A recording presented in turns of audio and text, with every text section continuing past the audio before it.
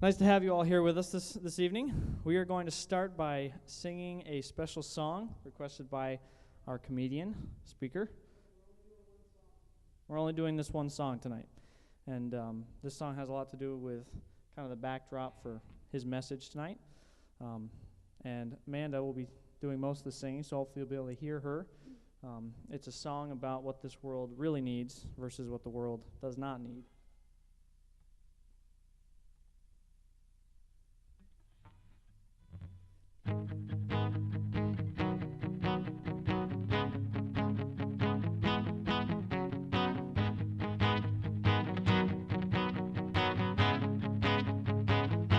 This world needs is not another one-hit wonder with an axe to grind, another two-bit politician peddling lies, another three-ring circus society. What this world needs is not another sign-waving super saint that's better than you, another ear-pleasing candy man afraid of the truth, another prophet in an Armani suit.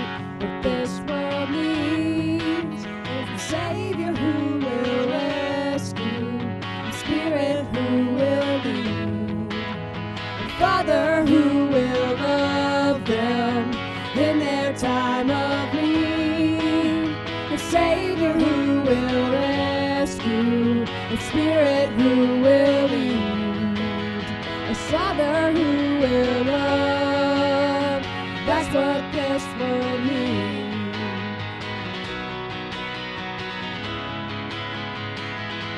This world needs is for us to care more about the inside than the outside. Have we become so blind that we can't see? God's gotta change our heart before he changes his shirt. What this world needs is for us to stop hiding behind our elegance, blending in so well people can't see the difference.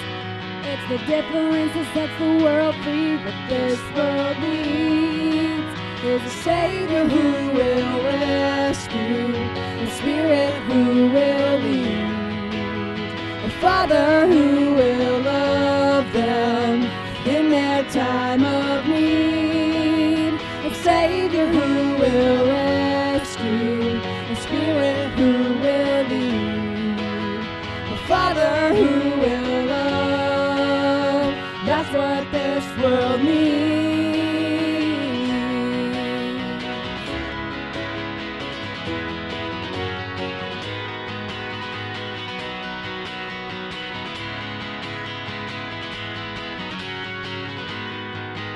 People aren't confused by the gospel, they're confused by us.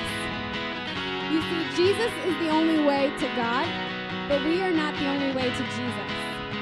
This world doesn't need my tie, my hoodie, my denomination, or my translation of the Bible. They just need Jesus. We can be passionate about what we believe, but we can't strap ourselves to the gospel because we're weighing it down. Jesus is going to save the world, but maybe the best thing that we can do is just get out of the way.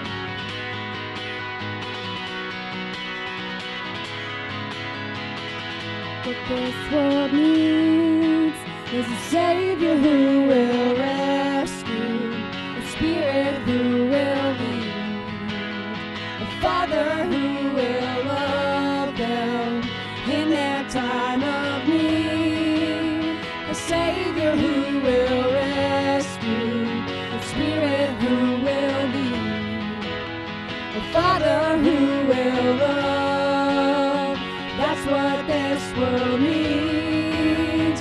Jesus is our Savior. That's what this world needs. Father's arms around you. That's what this world needs. That's what this world needs.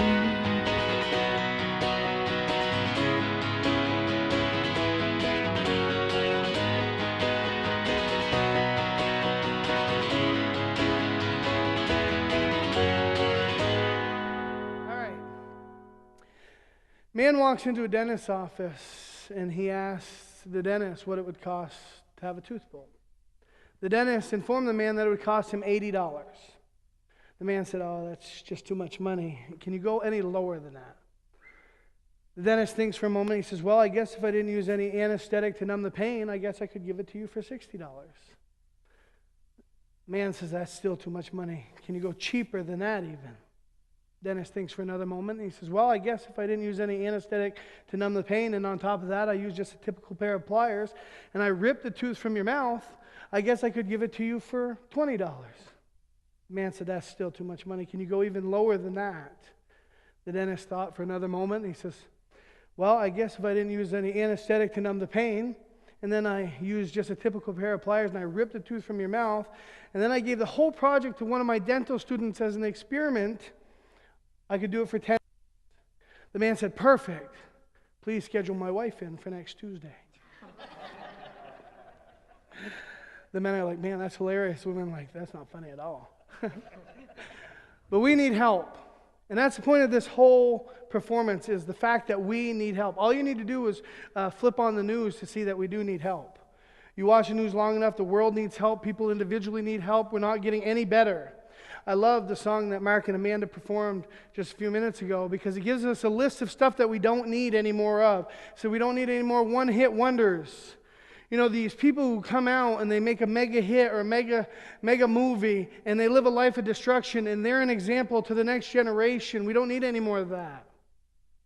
We don't need any more politicians saying, "You know what, I approve this message." All the while, they're going back on the things that they once said, and they're dragging our country, our nation, into even more of a moral darkness. We don't need any more of that either.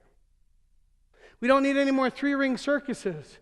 I mean, you read the tabloids, and this person committed suicide. These people got a divorce. This person's now in rehab. This person's on drugs, and it's just destruction all over the place. We don't need any more of that either. We don't need any more of these super saints, these mega church pastors. And don't get me wrong, I'm not against mega church pastors, but we don't need any more mega church pastors telling us, "Okay, there's 12 steps to this fulfilling life, and send your money, and God will bless you and bless you," all the while that they're driving around in $50,000 cars and multi-million-dollar houses. Well, they're not driving around in the houses. That would be cool, though. Yeah. And from your bathroom, you'd be able to drive around. Brings new meaning to "I gotta go." But we don't need any more of that. We don't need any more of these self-help gurus either, telling us, help comes to those who help themselves. We don't need any more of that either. But we do need help. As soon as I became a father, and as soon as I became a husband, I realized how much help I needed. And even coming up with what I was going to say for this performance, I even thought back to my parents and how much help they needed as parents. The roles were kind of reversed as far as my father and mother were concerned. My mother kind of had to be the disciplinarian, because my dad was gone a lot for his work. He'd work long hours, leave early in the morning. He'd be gone late at night. So my mother actually had to be the one to discipline when needed, and she had to be real tough. And I'll tell you what, she was tough. You didn't mess with my mom. She expected us to go outside, and I lived in a day, I'm old enough now that I can say when I was a kid, because back in the day, you used to be able to leave first thing in the morning, and as long as you made it back for supper, you were okay. Now you have to watch your kids all the time because the world has gotten so crazy, but I lived in a time when I was younger that you could do that. And my mom expected us to go play outside and get dirty. She expected us to get really, really dirty. She had 3 boys. My older brother's 4 years older than me. My younger brother's 2 years younger than me. So really close in age, and she expected us to get dirty. In fact, she would say stuff like this: "You'll eat a peck of dirt before you die." Now, do you know how much a peck is? Do you know how much a peck is? That's a lot. Well, we raised chickens and turkeys, so I thought it was like a little bit. But I looked that up before doing this. And that's a lot. That's 8 quarts of dirt that she expected us to eat before we die. I don't know how I'm going to fit that in. But I expect someday maybe I will. But my mom was tough, and you didn't mess with her. In fact, she had a lot she had to do while my dad was gone on the road. And so she expected us to play outside, and she would tell us that if it's not broke or bleeding, don't come bother me. And she meant it. And it had to be so broke And there had to be so much blood before we even dared bother her. Okay? We'd come running in with our limb in our other hand. We'd run in, Mom, Mom, Mom, I cut my hair, Mom. And she'd say, it'd be actually like this, right? Mom, Mom, Mom. And then come in, Mom, and she'd be like, she'd give us the same look, same blank look every time, and she'd say the same thing every time. She'd be like, what are you doing in here? I thought I told you to play outside. We'd be like, my arm. And then she'd still look at us and give us that blank stare, and she would say something like this, it can't hurt that bad. Well, it doesn't anymore, it's over here. And she'd fix it, but she fixed it with Band-Aids and stuff like that. She didn't believe in the hospitals because back then you could put a Band-Aid on anything and be okay. And then she'd get all spiritual on us, if we didn't gain feeling back in it again, it was God's will. And that was just okay. But you didn't mess with her because she was pretty tough, and she had to be. In fact, like I said, it had to be so broke, or there had to be so much blood before we would even want to bother her at all. I think she liked it when we lost enough blood because she had 3 boys, and once you lose enough blood, you pass out, and when we passed out, it was quiet. So. She used to bring us to the stores at times, and I remember going to the stores with her. It was great. She had to be tough in the stores too. And back in the day, you weren't afraid when you went to the store when you had moms. In fact, the only thing to fear in the store was the moms.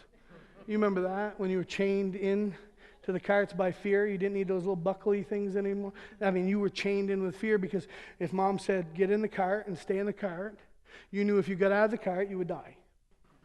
It was just that simple. And we would push her. We would push her. She was by herself, and we'd push her at times. I remember there was this one time that I was acting like a complete angel. And I wanted to ride one of those horsey things at the end, that you put the quarter in.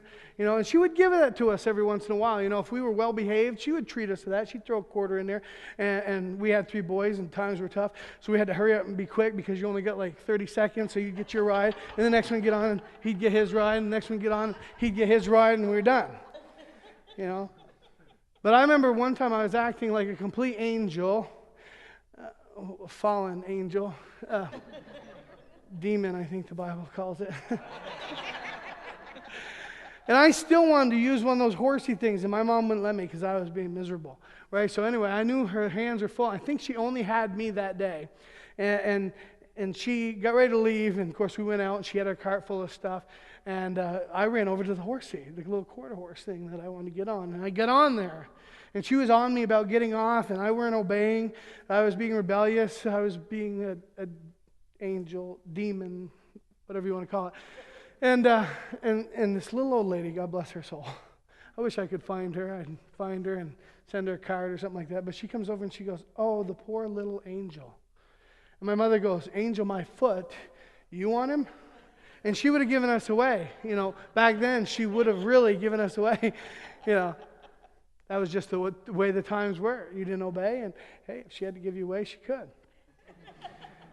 But anyway, you didn't mess with mom. And when we were in the carts and stuff, every once in a while, she'd let us down. She'd let us almost like escape. And, we didn't know what to do when we were down there. So, we'd want to touch everything, right? Because she kept us far enough away from everything else that you couldn't really touch it. So when you got down, you wanted to touch everything. But you still didn't dare because back then, moms had eyes in the back of their heads. I don't know if you know the era, but they all had long hair, and you would try to see if they had eyes in the back of their head or not. And once in a while, you think you'd get a glimpse. Their hair would move just right, and you'd be like, oh, she's looking. She's looking at me, right? So we test her in the store to see if she really did have eyes in the back of her head. And she'd be up ahead of us, and she'd be looking at the flour or the sugar or sorting through her coupons. Back in those days, you actually used coupons. If you didn't, people are like, why aren't you using coupons? Everybody had them. And little old ladies at the end would give you their coupons so you could make sure that you left with $150 worth of groceries for only $5.99. It was like a big community. It was great. Today, you don't even dare to use them because you're shamed out of the store. You got two different kinds of people. You got the people who are going, oh, dude's using the coupon, he's saving 10 cents. Or the person that's behind you going, because it takes an extra boop. You know what I mean? Boop. You've just wasted a boop out of their life. And you don't even want them to not scan where they have to do it twice and then type in the number. Because, So anyway, we'd be behind Mom, and we'd try to test her.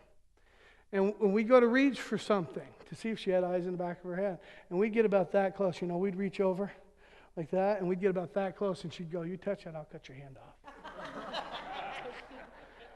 And we weren't sure if she was serious or not. So we'd be like, you wouldn't cut our hand off, I write with that hand.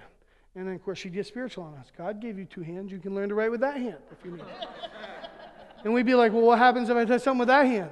Well, I'll cut that one off too.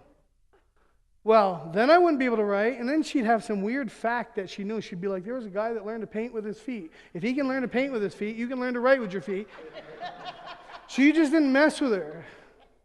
Moms back then had some sort of divine right from God that, God gave the children as a gift, but if the mothers wanted to return them, they could. Kind of like a Christmas present. I don't really like this one, so you can have it back. And they meant it too. My dad was totally different though. He's here tonight, of course, but he was totally different. He'd come home from a long day's work and he'd kind of lounge around a little bit more because he was back up early first thing the next morning. So he was a guy that was kind of cool as a cucumber. He was our counter. That's once. You know those people, right? That's once with a very serious finger. Well, of course, us kids, we didn't take him seriously. We wanted to see how far he'd go. So he'd go, that's once. And then he got even more serious because he started shaking. That's twice. And that was supposed to get us going. Of course, by then we're probably laughing, I'm not sure. And he'd keep going, because where do you go from 2? You go to 3, right? And then his voice would change. He'd be like, that's once. That's twice. That's 3 times, like that. And his voice would change. And he knew he was starting to get serious. Right? The only problem with the counter is this. If you've got a rebellious child running toward a car, what do? Little Johnny, stop running toward the car. That's once. That's twice. Well, maybe I should count a little bit faster. Or not use his name. But my dad was great. And I think one time we got him up to like 32. He was going, that's 29. That's 30. My parents needed help. But I realized I did as well, And when I became a father, things totally change when you become a parent. All of a sudden, there's 2 of you, and then there's 3 of you. And you're taking care of somebody that can't take care of themselves. You have to be responsible. And I remember looking to heaven going, God, I didn't order this. He said, yes, you did. And I said, how do you mean? He said, you live in Vermont. And I'm like, so? And he's like, it gets cold in Vermont. And I'm like, your point is? And he's like, cold people cuddle. You cuddle long enough and, yeah. The moral of that story is if you're not married, don't cuddle and don't live in Vermont.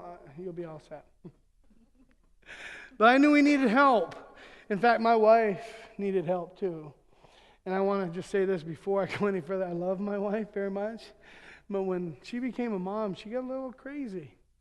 And she just wanted to be a good mom. And I want you to know that I don't know any other woman who's more in love with her children than my wife. My kids have a lot of me in them, and they are just crazy characters. And my wife will sit there and she'll try to discipline them, but she does it all wrong. She'll be like, don't do that, and then watch their face to see what they're going to do. And they'll make these weird expressions, and she'll be in tears laughing because she loves them that much. She loves the expressions of their face, and she just loves everything about them. I say that to tell you this. When she became a mom, she got a little freaky. But she just wanted to be prepared. To give you an idea, the size of her first diaper bag was like this. And she'd tote it from place to place, right? And if the baby needed changing and stuff like that, she'd pull out the changing table. She'd pull out the microwave and the shelf and all the products and stuff like that. And the baby, there was a pocket for the baby too. She'd put the baby on a changing table and she'd change the baby, feed the baby, ointment the baby, all the things that the baby needed. And then she'd put it all back. She'd take all the products and the shelf, and then she'd take the microwave, put it in the changing table, and probably should put the baby in first so the baby's not suspended in air. Then she'd put the baby in and she'd take it from place to place. Just to give you an idea of how she's changed, we have 5 children now, and this is the size of her last diaper bag. Just the necessities.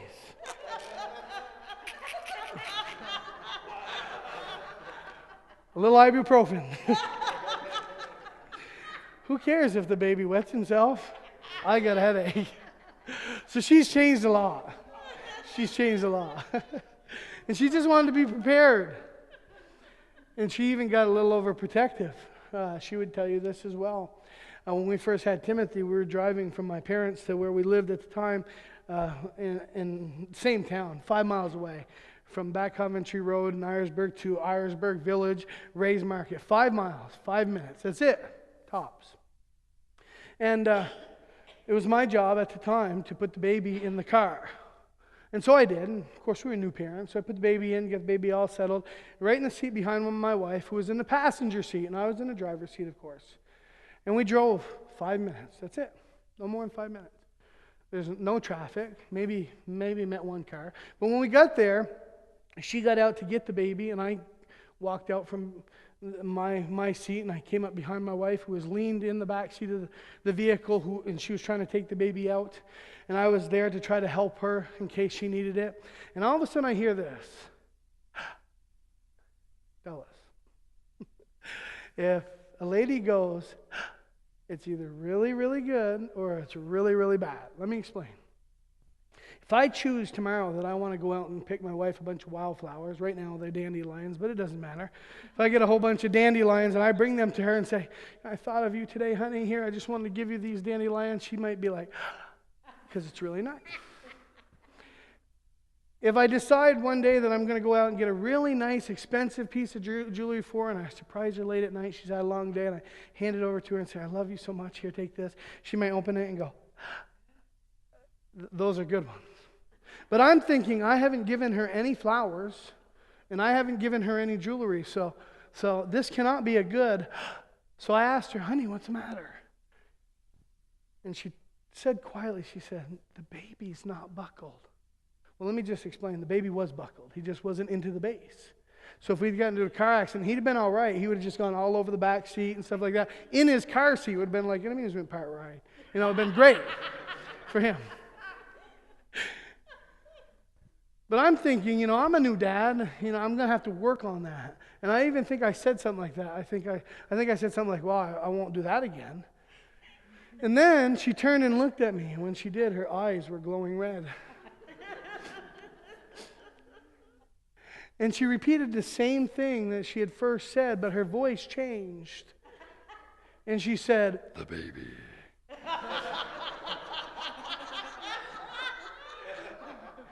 Is not buckled. Well, I got a little nervous, of course. I mean, why wouldn't you? I saw Lucifer, for a second. And so when I get nervous, sometimes I say stuff stupid. Right? And I said, get thee behind me, Satan. The next thing I remember, I was waking up on the couch. My wife was doing something in her chair, all nice and calm, and the baby was asleep, and I would have thought I had dreamed the whole thing if not for the terrible ache in the side of my head.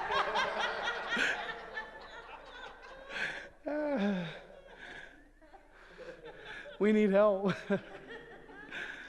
And my wife, she does things that totally make me fall in love with her over and over again. When the kids were in diapers and stuff, I'd be sitting there in the chair and I'd watch the baby run by so sweetly in his diaper, and I'd watch Mommy chasing after him, and she'd sweep him up into her arms so lovingly, and she'd go, I think he pooped. And I'd be going, And she'd have the audacity to hand the child toward me and say, "What do you think, honey?" And I'd try to say so lovingly, I'd be, "Honey, the paint has peeled off from the walls. Of course he's pooped."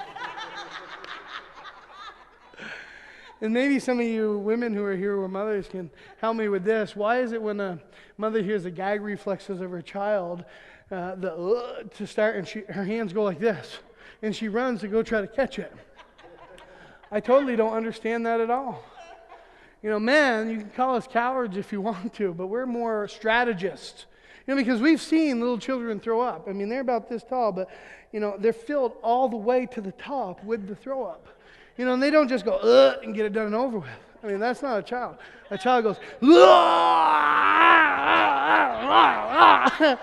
everywhere. It's all over the floor, all over the walls, the ceiling, windows, everywhere. I mean, if you're a parent, you know. So men, you know, you can call us cowards, but I call it that we're just strategists. We run away, turn over a table and hide till the damage is done. We come out after the damage is done, assess the damage, and try to make a plan of attack from there. That's kind of how we do things. Not moms. Moms here, and their hands go like this, and they're,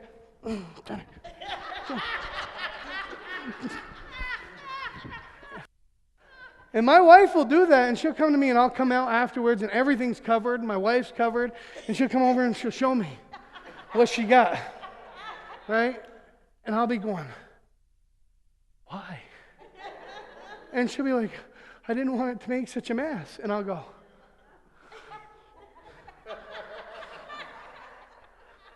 "It got all over the place." And she'll be like, "Well, not this." Because we're totally different. Totally different. We need help. We parent so much differently too. Me and my wife are so different. You know, we display anger differently. You know, it's great because I get really calm. The more angry I get, the calmer I get. My wife, she warns our children way ahead of time before she's ever going to lose it. She'll say, "If you keep doing this, I'm going to lose it." And I'll watch the whole thing. It's great. You know, I almost want to go get some popcorn sometimes because I'll watch her. She'll be like, "You keep doing that, I'm going to lose it." And I'll watch my kid, and I'm thinking, doesn't he learn? And they got a lot of me in them. And they'll keep doing it, and she'll be like, "I'm about to lose it." Now, you think that would give them a hint that she's about to lose him. Well, then she'll keep warning them, and she'll say, "I'm losing it." Well, she still hasn't completely gone yet. And it's like, I want to say, "Buddy, just listen to her." And I'll keep watching it. I'm like, and then finally she'll say, "Okay, I've lost it," and that's it. Boom. It'll be gone. And I'll be thinking, "You haven't lost it. It's right there. It's right there." We'll say the two same things and have two completely different outcomes too. We just parent totally differently. You know, my kids, I've got a 4 and a 6-year-old. They're about 13 months apart. And we'll say the same things to our children with totally different outcomes. You know, my wife will say to our kids, and my kids are rebellious, she'll say to our kids, "You know, don't go do that." And of course, my kids are like me, so they want to go do it. And she'll say, "If you do that and you get hurt, don't come crying to me." Well, inevitably, our kids will get hurt, and they'll come crying to mommy. And moms still have compassion, right? You know, they'll kiss the boo-boo, and they'll put a Band-Aid on the boo-boo. And my kids, just so you know, my kids love Band-Aids. Band-Aids today are cool. They never used to be cool. I don't know if you remember, but they used to be plastic, you know, with little holes in them with the super glue on the back. And they weren't cool at all. And if you're 30 years and older, you probably still have one of those Band-Aids from when you were a kid on your skin because they weren't meant to come off ever. You know what I'm talking about. But you didn't want people to know you had a Band-Aid because they weren't cool, so you would try to pull them off, but they pull all the skin, all the hair, and it didn't matter anyway because you still had that black Band-Aid-shaped ring wherever the Band-Aid was, so people knew. You know, they're like, "Yeah, you had a Band-Aid on it." But, you know, Band-Aids weren't cool back then. They started to get a little bit cooler. They started to get stretchy. You know what I'm talking about? And they're a little bit more cool. You're like, look at Band-Aid, my boo-boo. Well, you didn't want to say boo-boo because you get beat up. So you'd be like, "Yeah, my cut." under the Band-Aid. But those weren't cool after a while. But they started to get a little bit more cool. They ended up being clear for a while, so you could see the little spot of blood in there. And those were kind of cool for a while, but then after a while, they weren't cool either. But today, Band-Aids are cool. You know, you can have the whole Avengers team on one arm and all of their enemies on the other. And the Hulk and with Iron Man. My kids will be going down the hall shooting with their fists. And Iron Man, you know, or Captain America, you know, Thor, hammer, wham, you know. And it wasn't like that. My kids will do whatever it takes to get Band-Aids. They'll even make up wounds that they have. My daughter Kylie last fall comes running in and she's not gonna move. And I'm looking at it and I'm like, that was a marker. Pink marker. And she still argued with me that there was a boo-boo there. I had just removed it. And I'm like, no, it was marker. And she still got a Band-Aid anyway. But what's interesting, too, is kids don't notice that they're hurt until they see it, right? You know, they can have a cut on their hand for 3 weeks, and they'll be just... and we'll be like, you didn't notice that for 3 weeks. Where was I going anyway? Oh, yes. So my wife will still have compassion. You know, she'll say, if you go do that and you get hurt, don't come crying to me. And they'll still come crying, and she'll still have compassion over them. Dads, we're different. If we tell the kid, don't go do that, and if you do that and you get hurt, don't come crying to me, we mean, don't come crying to me. You know, because my kids will inevitably get hurt, but see me, I say things that are stupid. And let me explain. I have a 4 and I have a 6-year-old sons. You know, they're 13 months apart. And they'll come crying to me, and I'll say stuff that totally confuses them. And they'll be like, Dad, I hurt myself. And I'm like, did you go do what I told you not to do? And then they'll be like, yeah. And I'll be like, that was smart. Why don't you go do it again? They'll be like, okay. You know, and they'll go do it again. And then it becomes this terrible vicious cycle. They'll come back in again. And they'll be hurt all over again. I'm like, did you go do it again? And they're like, yeah. And I'm like, well, that's smart. Why don't you keep doing it? Are you serious? Okay.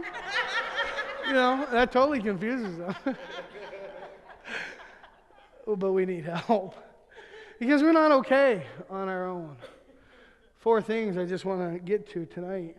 4 areas that if each individual got right, help that we need in these areas, that it would totally revolutionize not only our country, not only just our area, but each individual person individually. The first thing we need help with is this. We need help in our fellowship with God. And I'm not talking about just any God. I'm not talking about any God that you can create in your mind. I'm talking about the one and only Jehovah Creator God. The God of heaven and of earth. The one who made everything that we see. That's the fellowship we need our help with. With this God right here, the only true God. Now, this is easy for people to deny that they need fellowship with God. People do, and will continue to deny that they need fellowship with God. But the reality remains is people need fellowship with God. History has shown it.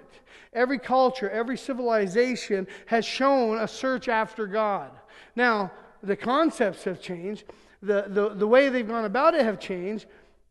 But inevitably, man has shown a search after God.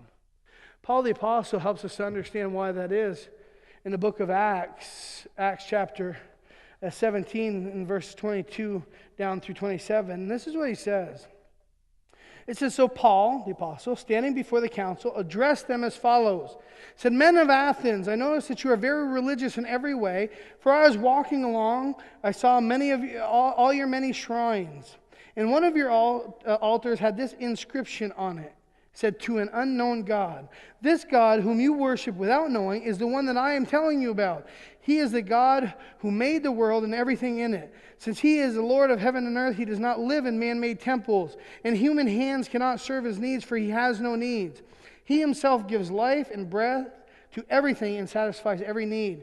From one man he created all the nations throughout the whole earth. He decided beforehand when they should rise and fall, and he determines their boundaries. His purpose, right here, his purpose was for the nations to seek after God and to perhaps feel their way toward him and find him, though he is not far from any of us.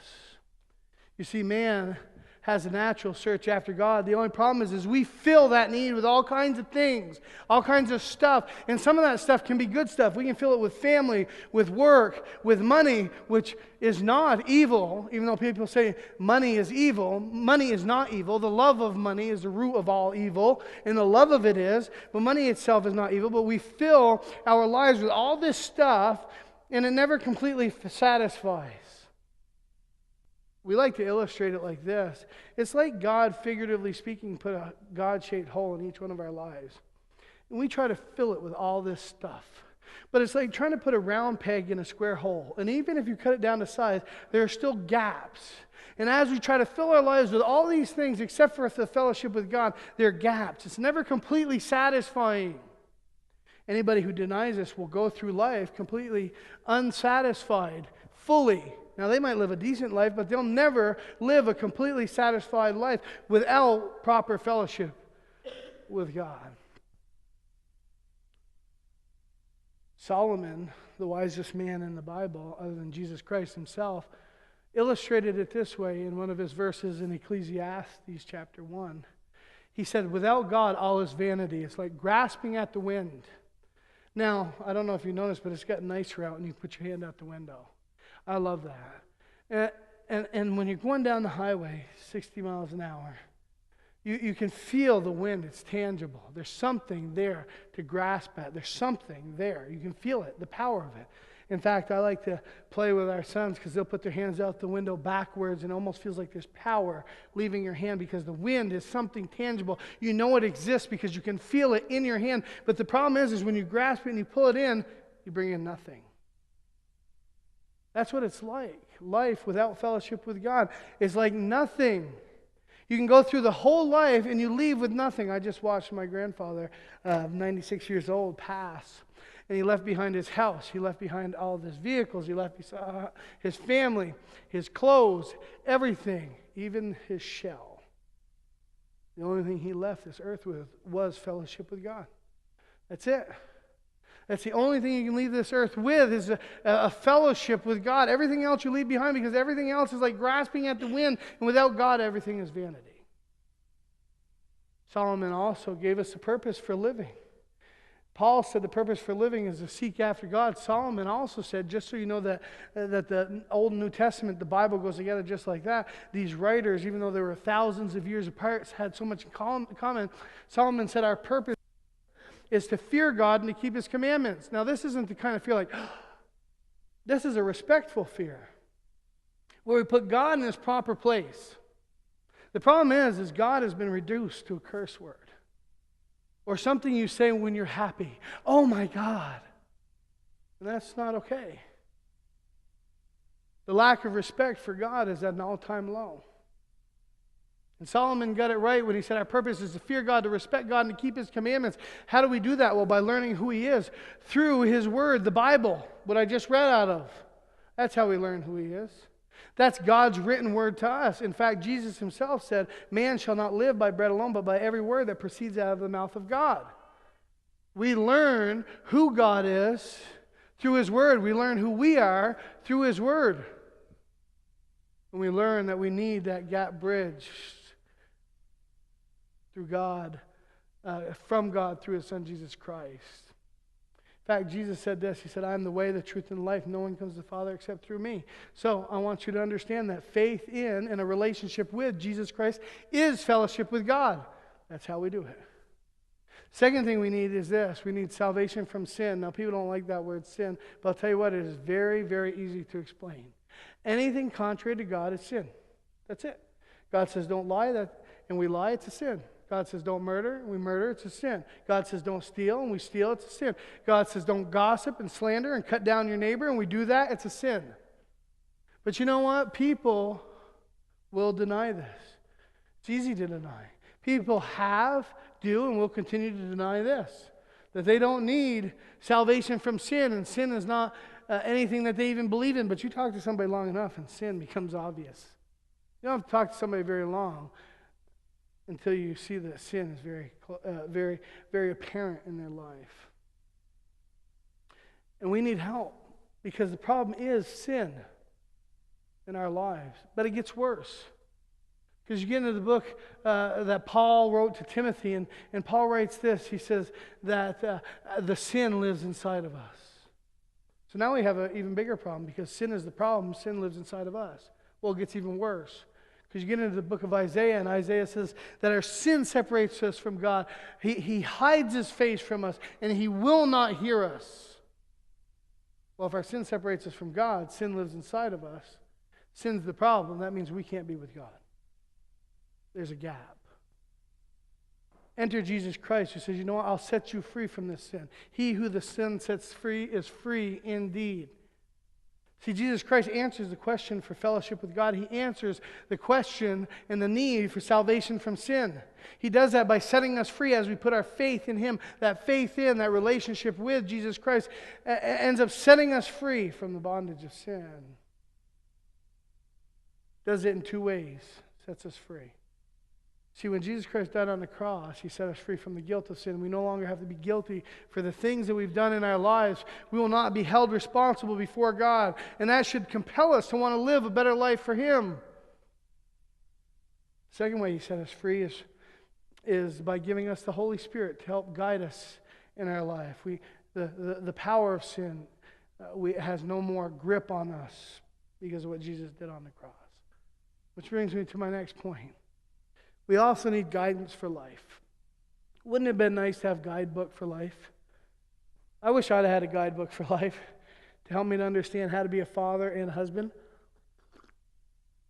Like, it would have been nice in certain circumstances just to be able to have this book to be able to pull out and say, this is what I can expect. Not that anything would have changed, because, I love my wife, I love my kids, I love to be around them, so nothing would have changed. I would have done everything the same way, but it might have helped prepare me.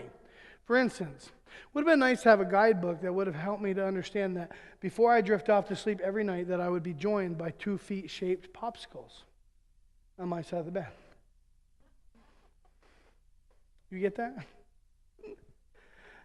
I am hot-blooded, and my wife is ice cold. Not in her heart. She's got a very warm heart. But sub-temperature feet. And they joined me on my side of the bed every night. It would have been nice to have a guidebook that would have said, hey, just so you know, prepare for this.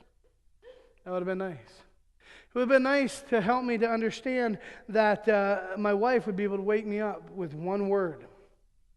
Even if I'm asleep late at night. Just want you to know, in 1999, we had a fire, lost everything. It was one of the best things that ever happened to us because it got us closer to God. Because of it, but because of the fire in 1999, my wife can wake me up with one word. Fire! And I'm out of bed just like that. And I think sometimes she abuses that. Fire!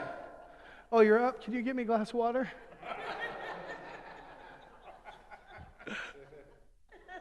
Would have been nice to have a guidebook for that. Would have been nice to have a guidebook that would have told me that women dream very vividly. And their dreams are real. And then I would have to take self-defense courses to protect myself from my wife sometimes. Because she'd haul off and just hit me for no reason because of something that happened in her dream. Let me explain. We have terrible luck with animals, just so you know.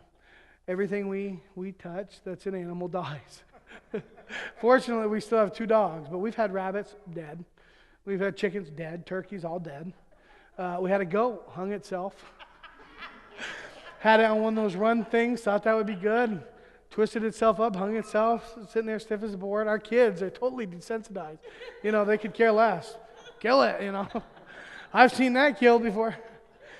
So anyway, one of the times when we had the goat still, I got woke up in the middle of the night by getting punched really hard in the nose by my wife.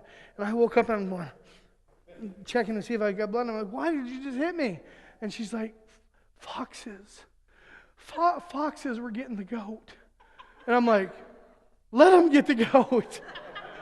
Don't hit me. It would have been nice to have a guidebook to help me to prepare for that.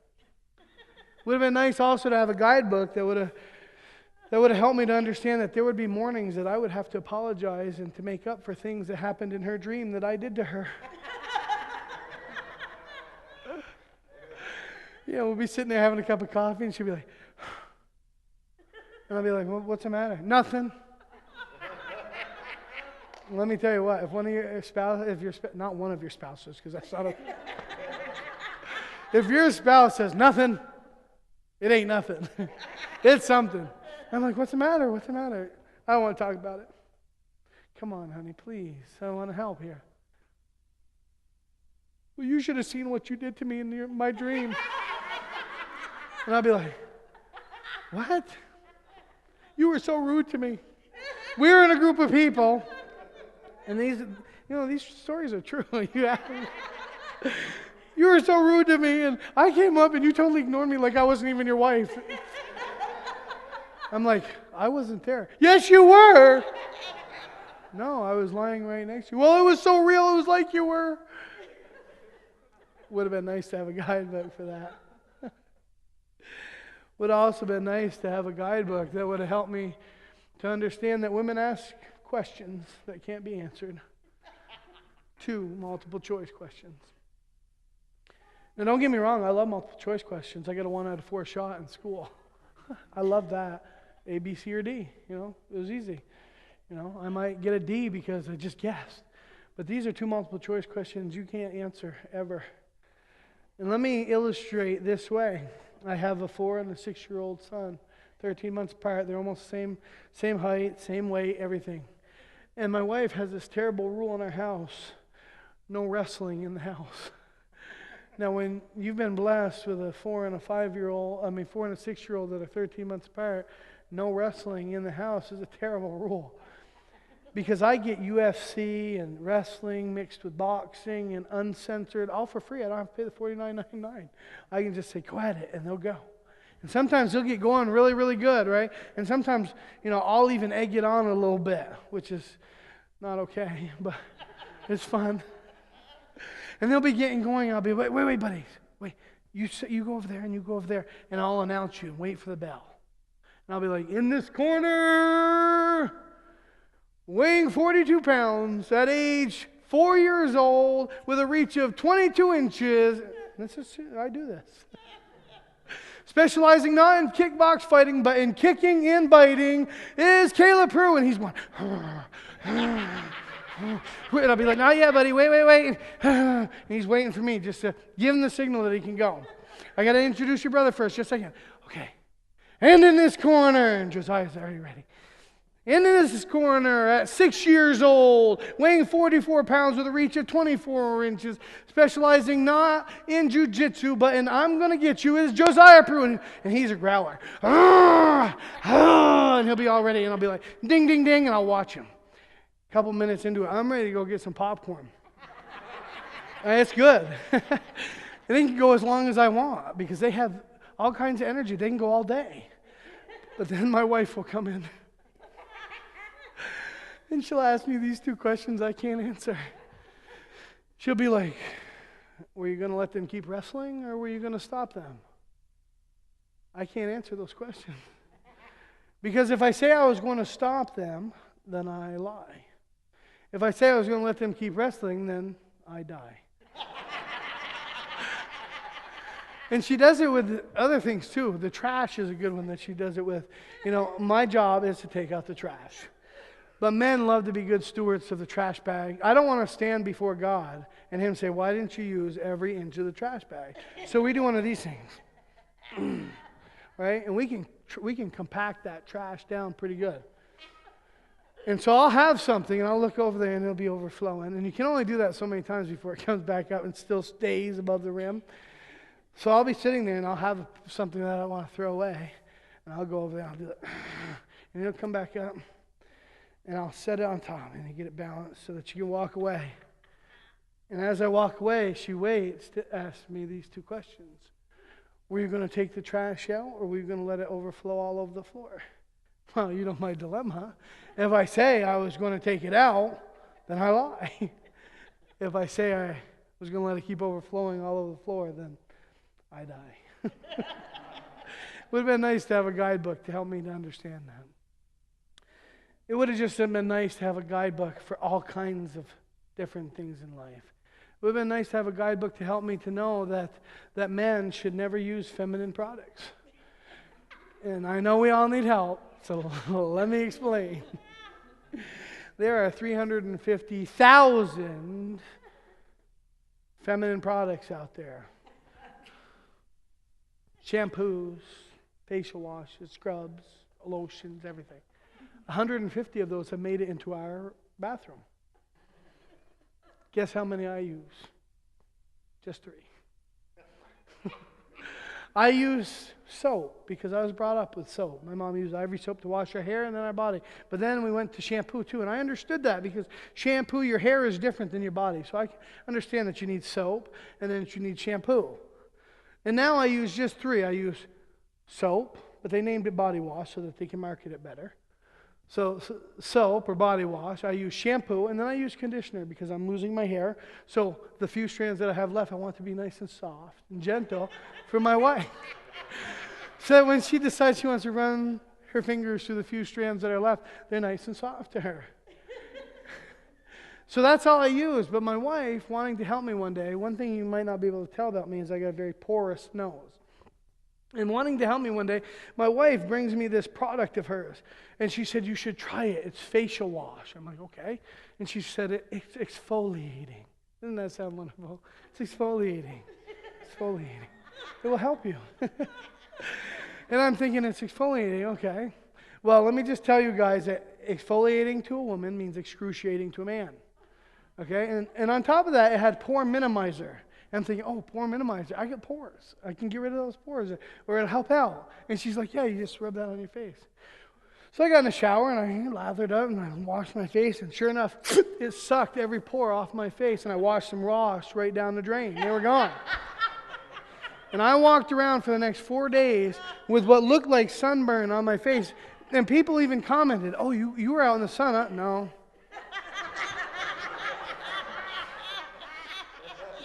Exfoliating. Pore minimizing. For 4 days, I couldn't sweat out of my face either. No pores to sweat out of. I don't know where it came out of, but it didn't come out of my face. Thankfully, they've come back, and we now have a good relationship again. And I use now shampoo, body wash, and for the few strands that are left, some conditioner to soften my hair. No more facial scrub or anything. Would have been nice to have a guidebook to help me to understand that. Would have also been nice to have a guidebook to help me to know how to cope with a family of 7 with 1 bathroom.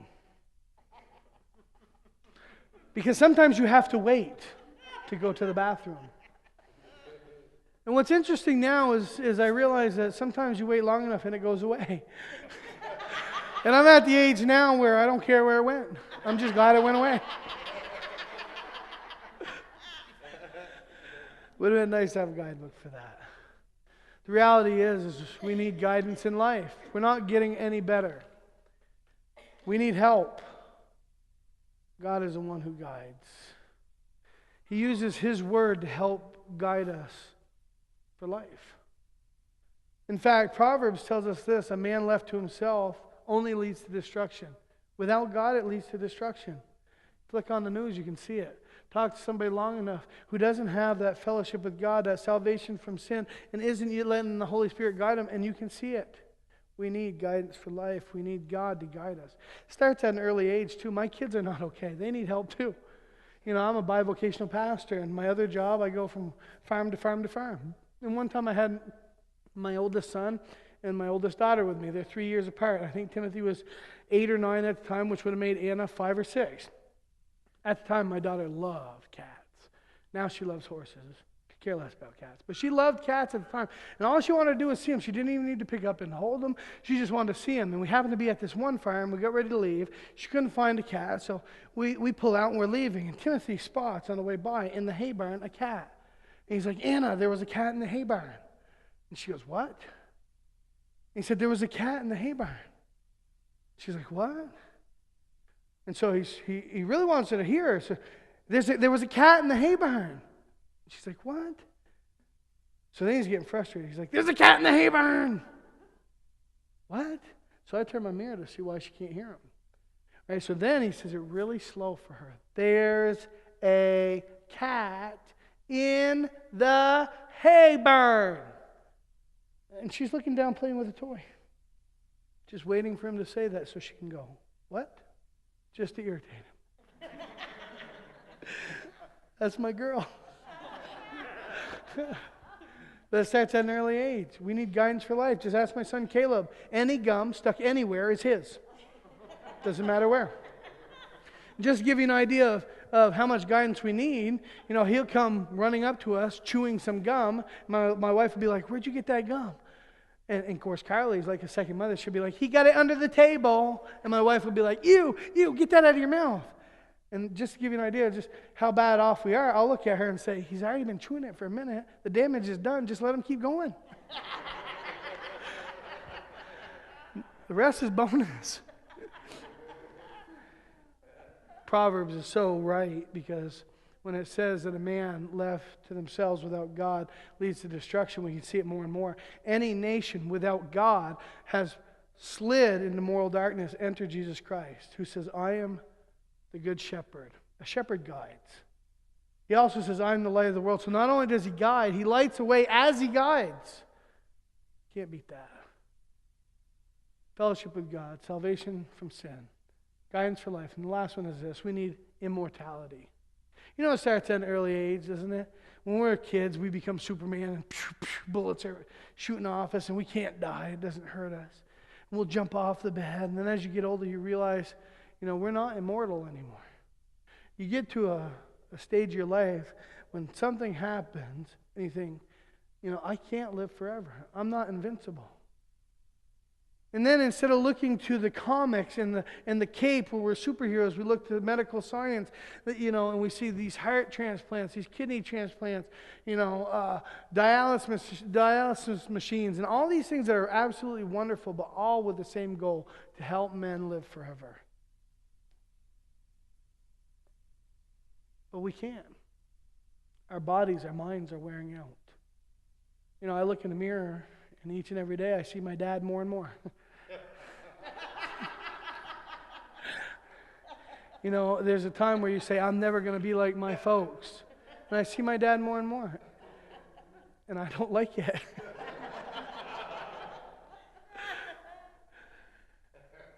I see his mind slipping away, mine slipping away. And let me just give you, for instance, this last fall he came back from an Iron Sharpens Iron conference, and he really wanted to relate to me, I think, on a football level. My dad knows nothing about football. The only people that are interested in football in my entire family are me and my oldest son. The rest could care less. And he comes back from this conference and he says, DP, that's what he calls me. He's like, "DP, you would have loved it. There was a speaker there. He was a football player." And just to show you how messed up my mind is, I'm like, "Oh yeah? What was his name?" "Oh, I don't know his name." He says, "I know you know who he is." He said, he's that guy, and I'll keep him going. He played on that team." "Yes, he played on that team." "Yes, you know who he is." "Yeah, I know who he is. And he won those games." "Yes, that same guy. He's a black guy there." "Yes," I said, "I know who it is." And we'll keep each other going. Because we need help. These bodies, these minds, they don't last forever. And eventually they wear out. I just watched my 96-year-old grandfather's wear out not long ago. That was a long life to us. But if you'd asked him, went by just like that. And we need immortality. Because we can't live forever. Jesus said, "I am the resurrection and the life. He who believes in me, though he dies, he will live. And will live eternally." He also says in Revelation that he is the one that was and died, and the one who is and is forevermore. Jesus is the only one that has immortality, and we get it through him and him alone. Because he is the resurrection and the life. He is the one that lived a perfect life. When he got up on the cross, he died, and when he was buried 3 days later, he rose again. He conquered death, and he does that for anybody who is willing to put their faith and trust in him. That's a reality. Because the real reality is this, that we can't help ourselves. We need help, and we can't help ourselves. We need help in all of these different areas. And Jesus is the help we need for the fellowship with God. He is the help we need for salvation from sin. He is the help we need for guidance for life. And he is the help we need for immortality. What's been neat has been able to sit here and joke around a little bit with you guys. But as you lift your head up in laughter, I hope you see the one who is the help we need, God through His Son, Jesus Christ. We can't do it on ourselves. We need help. God is that help. Thanks.